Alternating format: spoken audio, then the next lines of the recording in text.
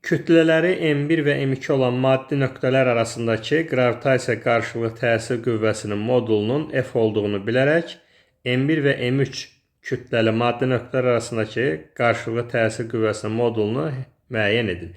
Məsələni əldə edə bilməyimiz üçün bu damaların kvadrat olması vacibdir.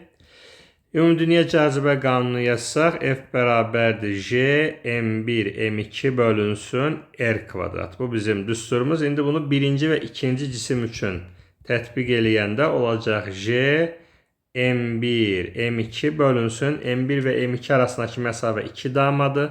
Onu 2 bölgü kimi qəbul eləyək. Kvadrat olacaq 4. Məsələn, şərtinə görə qiyməti F-dir.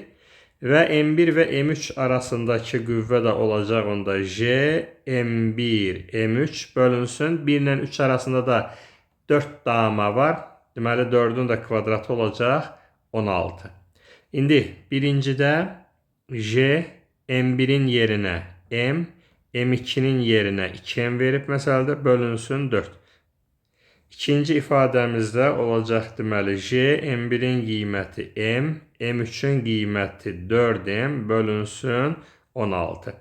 Deməli, bu ifadədə biraz sadələşdirsək olacaq J, M kvadratı bölünsün 2. Bu ifadəmizdə olacaq J, M kvadratı bölünsün 4.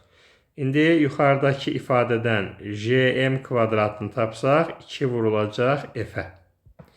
Deməli, surətdəki bu Jm kvadratının yerinə 2F yazsaq 2F bölünsün 4.